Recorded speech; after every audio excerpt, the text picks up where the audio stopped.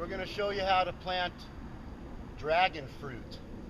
My neighbor at the corner here happened to have some, and through my research I found that the older pieces are better for starting with, and they'll fruit faster than a newer piece off the top. A newer piece, maybe something that's much greener. Nevertheless, I think I have a good one from the bottom. I've already got some of my green plastic garden tie tape here, tie strap, and just going to put it in about 2.5 to 3 inches, and I'm going to tie it right against there. Try not to get poked.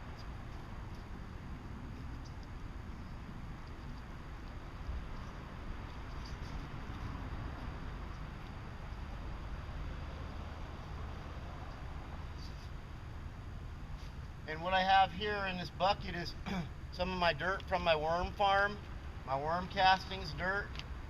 So there's a lot of worms in here.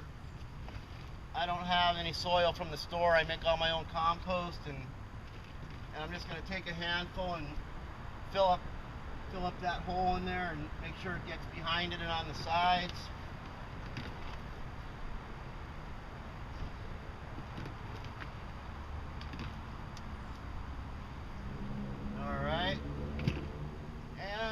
We have in this jug here, I acquired a lot of old honey, outdated, and it smelled fermented and separated a bit, so I've emptied the honey containers in a big bucket of water, and I'm going to go ahead. I've heard honey is really good for starting roots, so we're going to go ahead and throw some of this water on here, the honey water, which will hopefully attract some ants and other insects that'll be interested in the sweet water, and that'll help aerate the soil. And I'm not using a cactus blend or a cactus mix because this soil I have is high in nutrients, and it's going to retain the moisture better than a cactus blend, which will drain right through and dry out fast.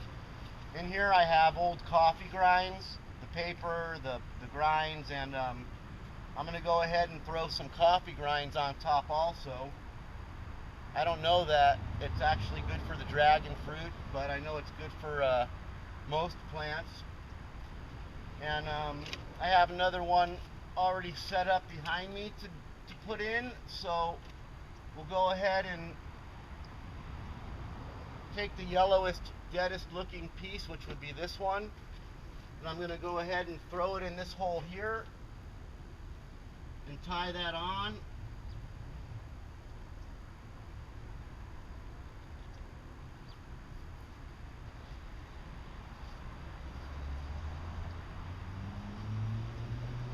Okay. I'm going to slide it up to the height that I want it at.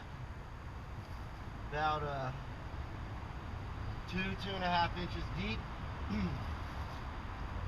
Go ahead and get our worm castings dirt over here.